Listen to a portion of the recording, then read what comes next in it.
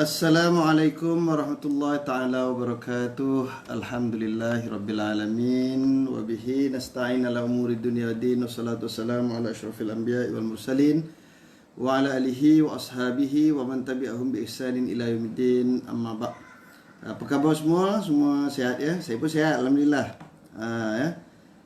InsyaAllah pada malam ini kita akan membicarakan sedikit tentang rawatan-rawatan moden dan juga penyakit-penyakit kontemporari yang menyebabkan batal puasa dan juga yang tak batal puasa ya. Kadang-kadang orang tanya kan, kalau dia menerima rawatan kencing manis, darah tinggi dan seumpama dengannya, adakah batal puasanya ataupun tidak ya. Jadi insya-Allah tuan-tuan sekalian, kita ada satu resolusi daripada satu persidangan. Persidangan para ulama di seminar Fiqh Perubatan kali ke-9 yang telah diadakan di Casablanca Maghribi pada tahun 1997 ya. 8 hingga 11 Safar 1418 bersama 14 hingga 17 Jun 1997.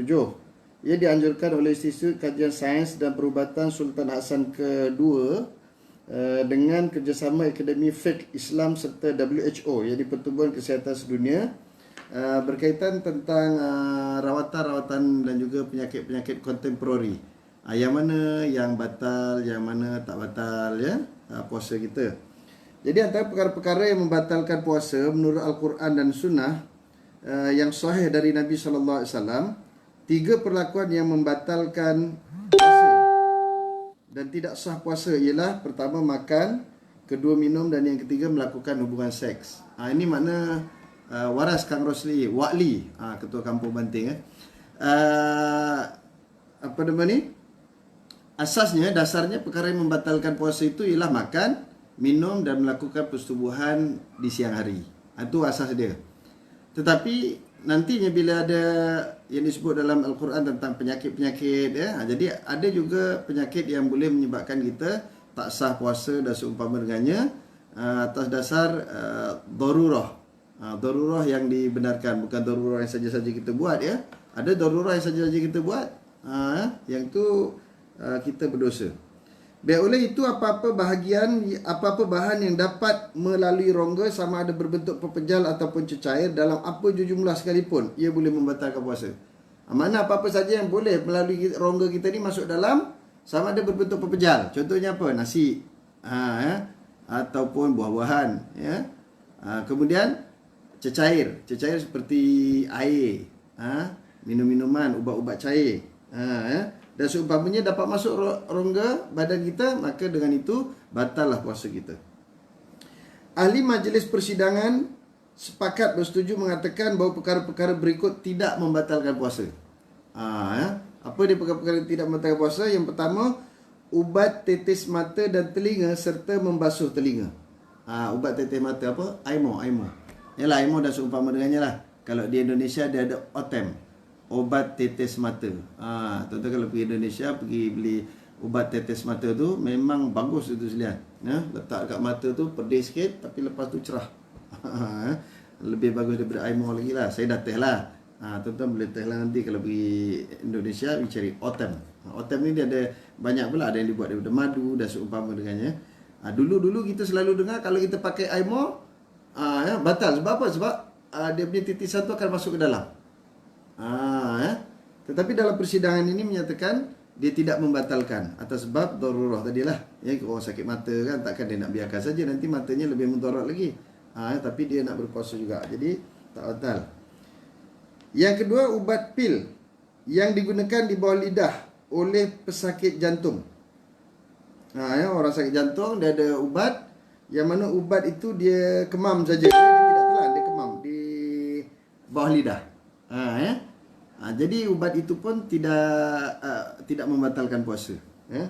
Tuan-tuan yang dah masuk tu tolong like dan share pada kawan-kawan supaya kawan-kawan datang. Ni jarang ni orang bincang ni pasal isu ni tentang resolusi Casablanca ni. Memang kalau kita pergi dengar kuliah-kuliah kat masjid pun jarang ada orang bincang tentang isu ni. Jadi ini isu yang bagus untuk kita fahami, supaya kalau boleh jadi kita terpaksa menerima rawatan yang sedemikian, kita tahu bahawa proses rawatan itu tidak membatalkan puasa kita. Jadi kita tak perlu nak berbuka. Yang ketiga, memasukkan ubat dan alat perubatan melalui faraj. Memasukkan jari doktor semasa pemeriksaan wajina sebelum bersalin. Jadi masa orang perempuan dia mengandung, yalah kalau tuan-tuan selalu ikut isteri pergi buat check up, tahulah. Jadi suami ni bila isteri pergi check up, pergilah duduk sekali tengok macam ni isteri dirawat, baru kita tahu ya. Nanti isteri nak bersalin tu tengok.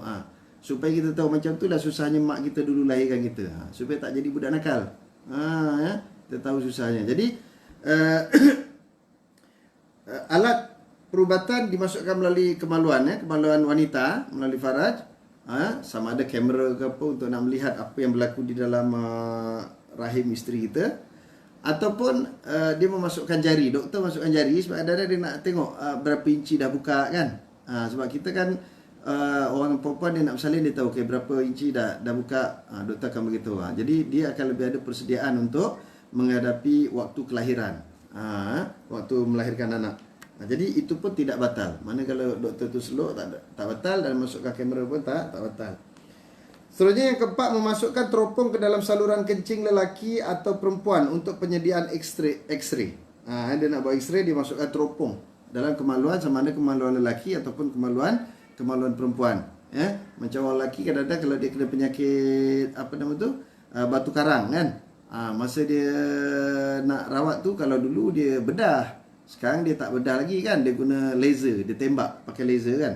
Sama ada dimasukkan lalu kemaluan ataupun dimasukkan lalu hidung ataupun mulut kamera itu masuk dalam, maka ia juga tak membatalkan puasa.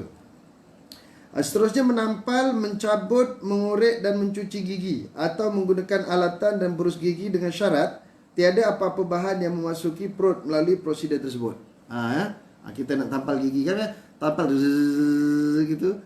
Lepas tu disuruh kita kumur-kumur kan. Ada macam kita rasa macam apa, macam timah ke betul yang ditampal tu ya. Lepas tu kita muntahkan. Kemudian nanti kita sambung lagi ya. Selagi benda tu tak masuk dalam kerongkong, kita tak batal. Tapi kalau masuk saja, batal. Jadi berarti walaupun dalam keadaan sakit gigi, tidak ada masalah untuk kita buat rawatan gigi. Tampal, apa lagi? Kadang-kadang kita nak buang plug-plug yang melekat kan, kita tak selesa. Dia kasar macam batu, macam gigi jugalah. Kasar, kita tak selesa. Jadi kita boleh buat rawatan walaupun di bulan Ramadan. Seterusnya, penderma darah atau yang menerima pemindahan darah. Orang yang derma darah pun tak batal. Dan juga orang yang menerima darah pun tidak batal. Jadi bulan Ramadan derma duit pun dapat pahala banyak kan. Bulan Ramadan derma darah pun insya-Allah dapat pahala banyak di sisi Allah Subhanahu Wa Taala. Sebab ianya untuk membantu orang-orang yang memerlukan. Seterusnya, suntikan melalui kulit, otot, sendi atau pembuluh darah dan salurannya kecuali pemberi ubat berupa makanan melalui pembuluh darah. Mana ubat untuk rawatan sama ada dekat kulit ataupun dekat pembuluh darah. Sebab dia setiap penyakit tu dia cara dia suntik lain tak sama tu sekalian. Macam saya pun bela kambing tu. Bela kambing tu beza dia. Kalau nak cucuk untuk kurap, dia cucuk dekat kulit saja. Tapi kalau untuk dalaman, baru dicucuk dekat dia punya daging. Ataupun dia punya urat. Dia macam tu. Kita manusia pun macam tu juga. Suntikan itu dia berbeza-beza. Itu yang pandai doktor tu sekalian. Dia tahulah. Tapi kadang-kadang ada doktor lagi pakar yang cucuk sendiri tu. Nagih dadah yang pakar dia ikat sendiri ya. Kita orang dulu kat Mesir, tiap kali nak buat iqamah, nak buat visa, tiap kali nak buat visa mesti ambil darah. Tak cakap Malaysia ya, orang luar duduk Malaysia nak buat visa, dia tak perlu ambil darah ya.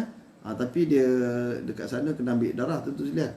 Lebih kurang panjang ni picagari dia. Kadang-kadang ada orang sampai pengsan takut ya. Dia ambil banyak. Kemudian oksigen dan gas untuk tujuan membius. Dia bius. Dulu bius, dia cucuk je kan. Supaya dia tak rasa sakit bila dijahit ataupun dibedah. Zaman sekarang dia berubah tau. Dia tidak disuntik, tapi dia letak pakai macam topeng muka tu lah. Jadi nanti bila dia terasa sakit gitu, dia sedut, dia jatuh lena balik ya. Ini saya pernah rasa tahu tuan-tuan sekalian. Dulu masa saya sekolah, saya ingat lagi masa saya tingkatan 6 bawah tahun 90 berapa? 94 94 tak silap. Ketika mana saya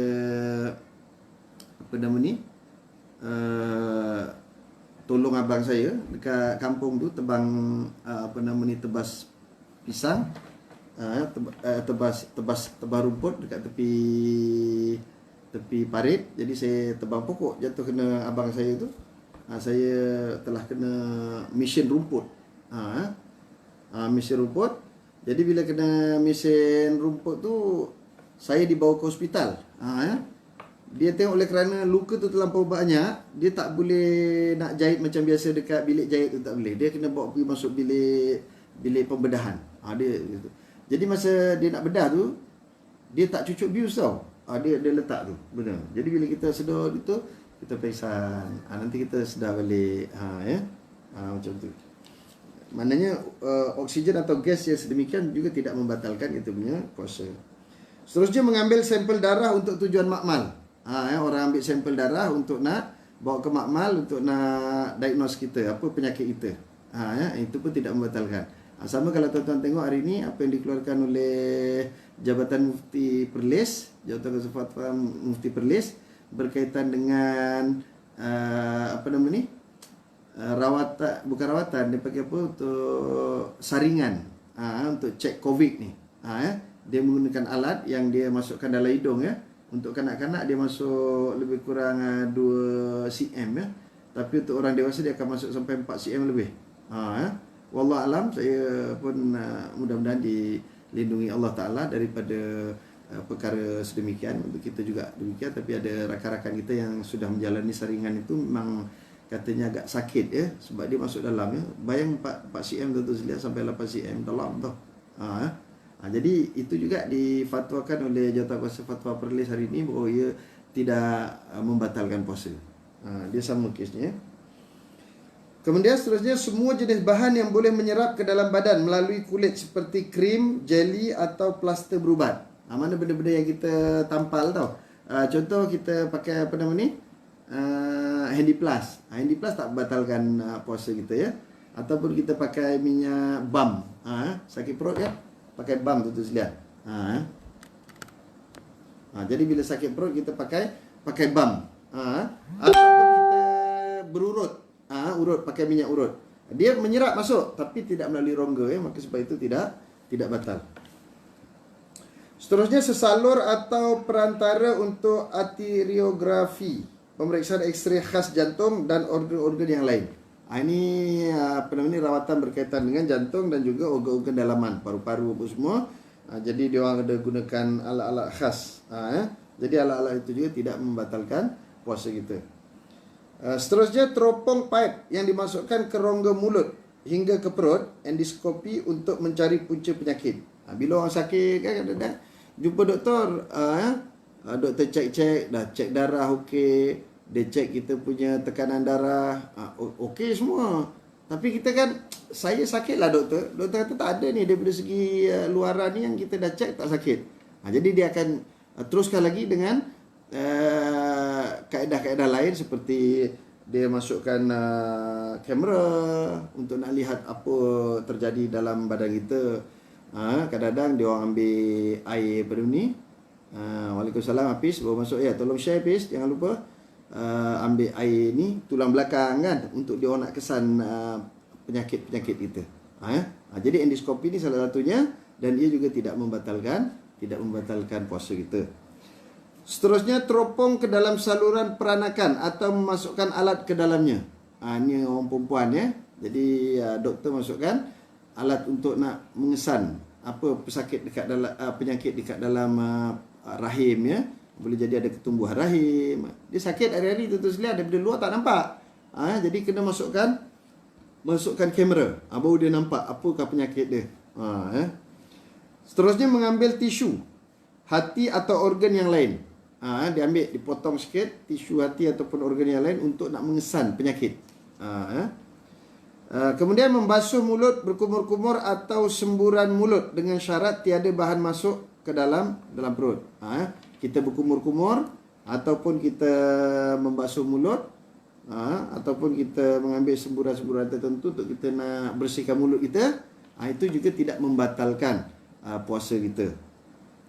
Baik, kebanyakan ulama juga turut bersetuju menambahkan beberapa perkara berikut termasuk hal yang tidak membatalkan puasa, iaitu ubat titis hidung, semburan hidung dan ubat sedut inhaler bagi pesakit asma.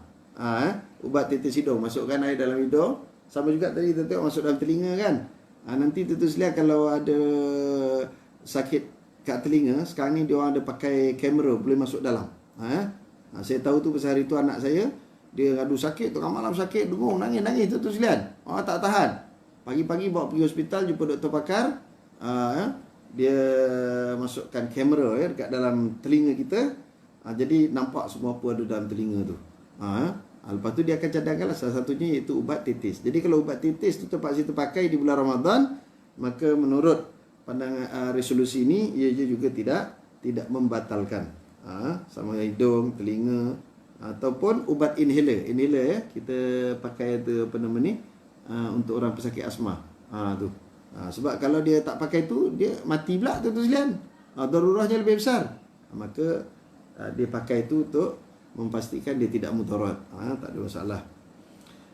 Kemudian suntikan melalui dubur, teropong dan pemeriksaan digital ke dalam dubur. Dia sakit dalaman tu sekalian. Kadang-kadang luaran tak nampak apa tapi dia mengadu dengan doktor, dia bila berak keluar darah apa semua. Jadi tengok daripada luaran tak nampak. Jadi kena masukkan kamera dan seumpama dengannya di dalam perut melalui dubur. Itulah teropong. Kemudian pemeriksaan digital ke dalam dubur boleh, itu pun tidak membatalkan puasa. Seterusnya pembedahan yang melibatkan bius sepenuhnya jika pesakit mengambil keputusan untuk berpuasa. Pembedahan yang melibatkan bius sepenuhnya jika pesakit mengambil keputusan untuk berpuasa. Memang sebelum kita dibedah tu pun kita memang kena puasa tentu sekalian. Kalau kita tak puasa, doktor tak akan bedah kita Wallahualam, mungkin sebab takut muntah, takut komplikasi berlaku kan. Sebab tu disuruh kita berpuasa. Tu saya cerita tu sekalian masa saya pergi hospital tu, dia doktor tu kata nak bawa saya masuk bilik bedah tu pukul 7 malam. Sampai 7 pukul 8 9 dia tak bawa-bawa. Kita dah lapar dah sebab kita puasa tak makan daripada pagi. Maka kita apa nama ni rasa lapar sangat. Sampai pukul 7 8 9 tak datang, tadi janji pukul 7. Saya panggil nurse tu. Kata nurse, tadi janji pukul 7 nak apa nama ni nak jahit kaki saya ni. Saya dah letih dah ni nunggu ni pasal saya tak makan langsung sehari sebab suruh puasa. Dia terkejap nanti nak cek kata dia. Dia pun cek. Rupanya dia giliran saya malam tu nak masuk tu 2 orang. Jadi tiba-tiba kawan sebelah saya tu katil sebelah, dia rupanya batal puasa dia, petang dia makan. Memang saya teringat petang tu waktu minum petang, orang bagi dia makan apa nama ni, makan bubur kacang. Dia makanlah sebab dia budak tu lihat dia budak lagi. Saya tengok dalam tu memang wad kita tu wad budak sekolah. Saya tengok budak tu makan, tapi saya tak tahu dia nak masuk bilik bedah dengan saya. Sudahnya tak dibawa lah masuk. Akhirnya pukul 10 malam baru kita masuk. Tapi bila kita masuk ke dalam, dia suntik air tu, lepas kita bedah tu kita dah tak rasa lapar lagi dah tu sekalian. Jadi kenyang pula. Sebab ada jenis air tu yang disuntikkan ke kita tu, itu dia memang untuk supaya kita tidak berasa lapar dia ada bagi vitamin apa semua dalam tubuh badan kita. Kemudian mesin atau dialisis buah pinggang melalui perut. Dia buat dialisis melalui perut, maka tentu saja ini juga tidak membatalkan puasa. Seterusnya penggunaan teropong perut dengan syarat tidak memasukkan apa-apa bahan cecair atau yang seumpama dengannya ke dalam perut. Dia masukkan teropong dalam perut. Itulah melalui mulut ataupun melalui kemaluan kita tapi syarat tak ada cecair ataupun apa-apa yang masuk sekali lah. Jangan pergi masukkan air sirap lemon pula tu jadi batal pula puasa kita. Tolong tuan-tuan sekalian share lagi pada kawan-kawannya supaya kalau dia tak dapat tengok live pun nanti dia boleh tengok lepas program kita habis. Sebab ini macam saya sebut tadi, jarang dibincangkan di kuliah-kuliah pun berkaitan dengan isu-isu kontemporari kesihatan ni. Baik, kemudian ada tambahan-tambahan lagi bahawa penyakit-penyakit yang dikesan yang mengharuskan berbuka puasa. Yang ni kita kena buka puasa. Kita tak boleh teruskan puasa. Kalau kita teruskan puasa nanti boleh menjadi mudarat pada kita, tuan-tuan sekalian. Para ulama juga meletakkan beberapa penyakit yang mengharuskan kita berbuka puasa. Kalau nak puasa boleh, tak ada masalah. Tetapi kalau dibimbangi boleh menyebabkan mudarat dan kita punya kesihatan tu terjejas, maka kita berbuka pun tidak berdosa. Biar apa dia? Yang pertama iaitu penyakit leukemia. Leukemia ni apa? Dia banyak sel darah putih daripada sel darah merah kan. Leukemia ni pun bahaya tu sekalian. Banyak orang yang kena leukemia dan ada yang sampai meninggal dunia ya. Kemudian kanser saluran usus, kanser usus. Dalam perut tu sekalian. Kanser usus ni masya-Allah tu sekalian ya. Saya pernah tengok ada orang kena kanser usus ni, kanser perut, teruk sangat tu sekalian. Sampai nak kentut pun sakit. Nak kentut pun sakit tau tuan-tuan sekalian, sebab dia melibatkan perut. Sebab tu tuan-tuan sekalian, perut ni kena jaga. Perut kena jaga. Sebab Nabi kata apa dalam tuan-tuan boleh rujuk dalam kitab apa namanya Tibun Nabawi tu, semua penyakit bermula daripada perut. Sebab apa? Sebab perut tu kita tak jaga. Jadi akhirnya dia kerja keras terlebih masa sampai dia tak dapat rehat, dia lemah. Bila lemah senang dia kena penyakit. Penyakit antaranya itulah kanser. Jadi bila kanser pula tu sekalian kena potong. Na'udzubillah. Kita punya usus tu kita nampak pendek kan, sebab tu dia bergulung-gulung. Bila tarik itu panjang tu sial. Saya tak tahu berapa puluh meter kita boleh dapat. Jadi kalau berlaku kanser tu, kadang-kadang doktor akan potong nanti dijahit balik kan, sambung tapi bukan berarti bila dia dah potong habis tu sekalian. Jenis kanser ni dia kadang-kadang dia datang semula. Jadi sebab tu jaga perut kita baik-baik tu sekalian. Salah satu nak jaga perut nanti saya ajar esok malam sekalian. Tuan-tuan sekalian, esok malam kita live pukul 8 bukan pukul 9 ya. Ada permintaan daripada surau Al-Muhajirin di Saujana Utama 3. Dia minta buat live untuk surau mereka jam 8 malam. Jadi esok malam kuliah kita ialah jam 8 malam. Salah satunya insya-Allah saya akan masukkan juga berkaitan dengan yang saya janji semalam, makanan yang patut kita makan dan minum ketika mana bersahur supaya dapat membantu sistem penghadaman kita. Supaya kita tak rasa pedih ya. InsyaAllah esok malam ya. Yang tu. Baik, seterusnya kanser paru-paru. Kanser paru-paru. Paru-paru ni tempat kita bernapas tentu sekalian ya. Bila dia dah kena kanser, dia masalah. Penyakit AIDS yang serius. Penyakit AIDS ni ya Allah.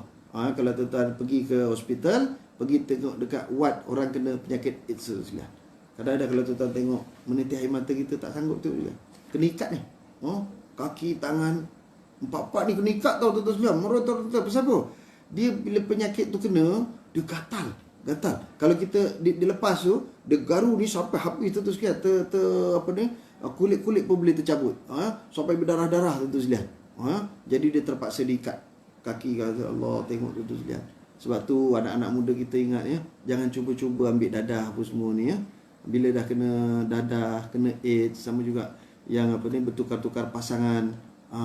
Jangan buat benda-benda macam ni, benda yang menyalahi syariat ni ya. Memanglah tengah dia buat benda tu suka-sukalah kan. Macam orang bertukar-tukar pasangan, berzina tu sekalian. Dia seronok, dia suka ya. Dia jadi tabiat tau. Sebab best kata dia kan.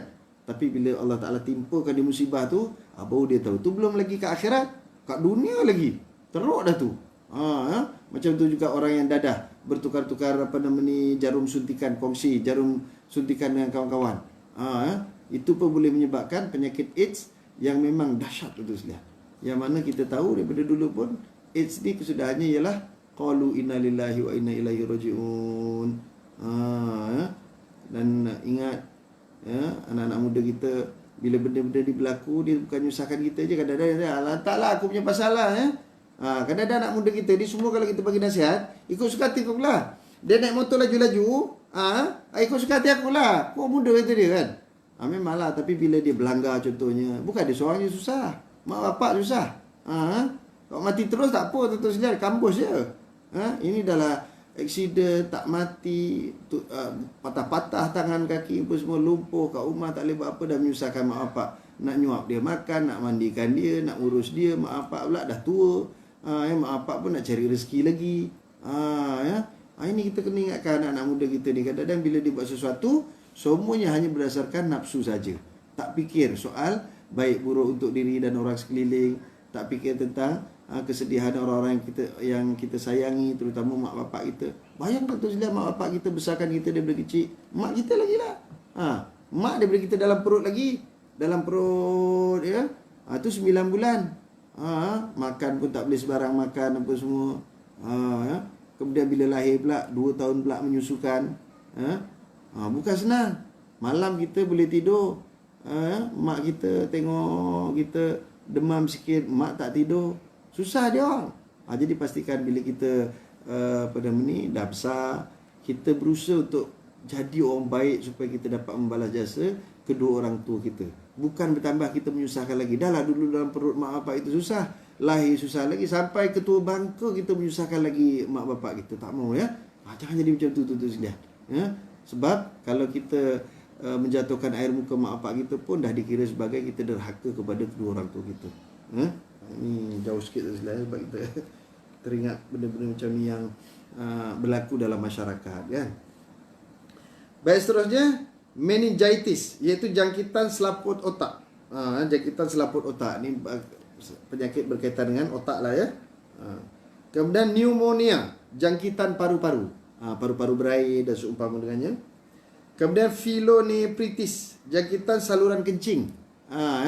Dia kencing berdarah, kencing kotor apa semua, yang menyebabkan kadang-kadang dia ialah sekejap nak bertanda, kadang-kadang menyukarkan untuk dia nak berpuasa, dan dia kena makan ubat pula. Kalau dia tak makan ubat, maka menyebabkan kemaluan dia akan mudarat. Maka ketika itu dia wajib tentu sekalian untuk berbuka puasa. Dan yang terakhirnya tentu sekalian iaitu septisemia, iaitu pemusnahan tisu akibat toksin bakteria dalam saluran darah. Ada bakteria dalam darah. Ini pun sebenarnya orang panggil semua kanser ni tentu sekalian. Kanser darah ya. Kanser kanser ni macam-macam lah. Yang paling teruk tu bila kanser darah lah. Sebab apa? Sebab penyakit tu, virus tu dah ada dalam darah dah tentu sekalian.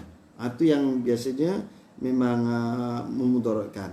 Dan tentu sekalian kita doakan pada teman-teman kita yang diuji dengan kesakitan dan semua, supaya mereka segera sembuh dan dapat sama-sama dengan kita berpuasa dalam bulan Ramadan yang lebih kurang 3 hari saja lagi. Ni hari Selasa kan. Esok dah Rabu, Khamis. Khamis malam kita dah start sembahyang tarawih, tahu tuan-tuan sekalian. Kita kena gembira. Ada orang dia macam sedih tentang bulan Ramadan ni. Datang Ramadan lagi kata dia. Alamak, dah Ramadan pula. Kadang-kadang ada orang dia macam tu, dia rasa berat Ramadan ni. Padahal Ramadan datang ni bagus tuan-tuan sekalian. Pasal dia nak cuci diri kita ni luar dalam. Yang dalaman ni daripada segi kita punya makanan lah. Hari-hari kita makan macam-macam kan, sampai kita punya perut tu selaput ya. Tu yang macam-macam penyakit datang. Dan kalau ada penyakit-penyakit seperti ini tuan-tuan sekalian, salah satu ubatnya ialah madu tuan-tuan sekalian ya. Cuma kita ni kadang-kadang bila makan ialah ubat-ubat tradisional lah. Ubat dadah tu dia satu hal tuan-tuan sekalian. Itu dia lebih kepada tahan sakit apa semua lah kan. Dia tidak merawat. Tetapi ubat-ubat yang berbentuk herba apa semua, ini dia boleh merawat. Contohnya madu tuan-tuan sekalian. Madu tu memang dalam Quran dijamin oleh Allah Subhanahu Wa Taala. Dia keluar daripada lebah kan, saripati yang baik untuk menjadi ubat pada manusia. Jadi satu hari ada orang sakit jumpa Nabi. Dia sakit perut. Dia ada penyakit dalam perut, dia jumpa Nabi. Nabi kata, kamu minum madu. Dia pun minum tau madu. Bila dia minum, Allah, dia jadi muntah, kemudian terberak-berak ya. Kemudian kawan dia datang jumpa Nabi, ya Rasulullah, si fulan tu makan madu, dia jadi terberak, muntah apa semua. Nabi kata minum lagi. Dia pun minum lagi. Macam tu juga. Hari ketiga, dia muntah lagi ya. Dia tiga hari tak silap, atau 2 hari dia muntah. Kemudian hari berikutnya alhamdulillah beransur baik. Pasal apa tu sekalian? Bila kita penyakit ni dalam perut ni, kita punya saluran dalam perut tu dia ada banyak selaput-selaput ataupun kekotoran-kekotoran. Ya. Jadi bila makan madu tu, madu dia sifat panas. Apa dia buat? Dia cairkan benda tu tadi. Dia cairkan ni, dia nak bersihkan. Bila nak bersih, benda tu keluar, dia keluar tu. Dia keluar. Jadi oleh kerana dia belum bersih, hari yang kedua dia masih lagi macam tu. Tapi bila semua dah bersih, maka alhamdulillah dia baik tuan-tuan sekalian. Jadi jangan takut untuk berubat dengan madu. Cuma yang takut kadang-kadang nak bermadu je. Pasal apa? Sebab bini kat rumah tu menakutkan. Tapi tak payahlah tuan-tuan sekalian ya. Kadang-kadang kawan-kawan saya banyak sembang cakap nak madu lah tak payah. Tu yang perempuan jangan takut perempuan. Kak Mani jangan takut tu. Laki akak tu dia tak berani tu. Dia nak apa nama ni? Nak kahwin. Dia kalau banyak cakap nak kahwin lagi tu dia tak ada. Yang senyap-senyap hati-hati.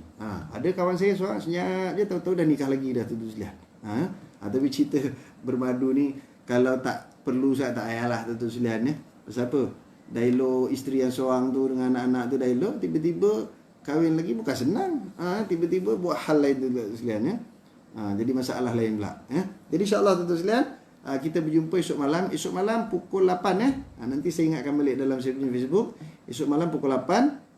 Tuan-tuan boleh tengok live sini pun boleh, ataupun surah Al-Muhajirin. Surah Muhajirin ke Muhajirun ya. Sarjana utama 3 ya. Jadi atas permintaan jemaah di sana, memang dulu kita kuliah maghrib kita jemput untuk FB Live supaya penduduk-penduduk di sana pun dapat melihat apa nama ni, kuliah kita walaupun kita jauh di mata, dekat di hati insya-Allah. Ya.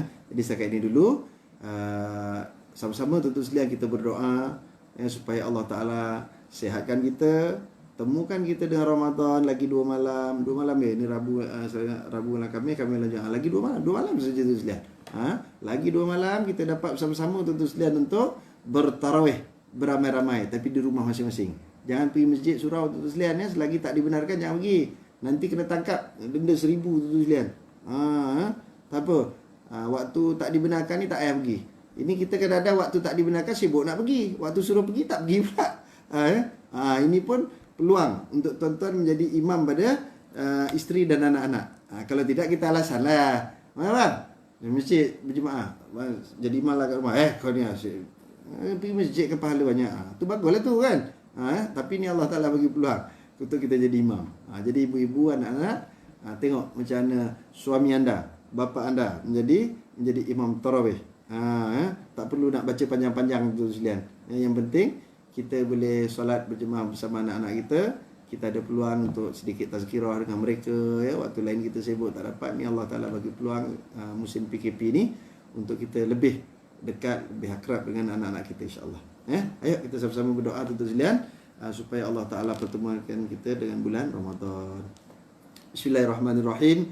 Alhamdulillahirabbil alamin. Wassalatu wassalamu ala asyrafil anbiya'i wal mursalin wa ala alihi washabihi ajmain.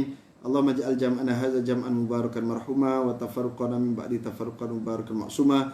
Allahumma atiq riqabana wa riqaba abaina wa ummahatina wa zurriyyatina ajmain minan nar. Allahumma ya Allah Tuhan kami bersyukur dengan limpah kurnia-Mu menjadi hamba yang beriman ya Allah. Janganlah Kau matikan kami kecuali dalam iman dan Islam ya Allah. Jadikanlah kami hamba-hamba yang sentiasa mentaati perintah-Mu dan meninggalkan segala larangan-Mu ya Allah. Permudahkanlah urusan dunia kami dan akhirat kami ya Allah. Allahumma ya Allah Tuhan kami, berikanlah kami kesihatan yang sebaik-baiknya ya Allah, agar mudah kami beribadah dan menambahkan ibadah kami kepadamu ya Allah. Allahumma ya Allah Tuhan kami, berkatilah kami di penghujung Syakban ini ya Allah. Tinggal 2 malam saja lagi ya Allah. Kau berikanlah kekuatan kepada kami untuk mempertingkatkan amal ibadah kami ke bulan Ramadan. Sampaikan kami ke bulan Ramadan ya Allah. Sampaikan kami ke bulan Ramadan ya Allah. Doa ini sebagaimana yang dipohonkan oleh para salafus salih ya Allah. Orang-orang terdahulu daripada kami berdoa untuk bertemu Ramadan ya Allah. Kerana di bulan Ramadan ini banyak amal-amal ibadah khas yang tidak ada pada bulan lain. Dan di bulan Ramadan ini Kau menjanjikan kami dengan doa-doa yang makbul ya Allah. Kau menjanjikan kami dengan pahala-pahala yang berlipat kali ganda. Kurniakanlah pada kami ya Allah. Kurniakanlah pada kami dan keluarga kami ya Allah. Teman-teman kami ya Allah. Permudahkanlah kami sepanjang bulan Ramadan ya Allah. Allahumma ya Allah ya Tuhan kami, ketemukan kami dengan bulan Ramadan ya Allah.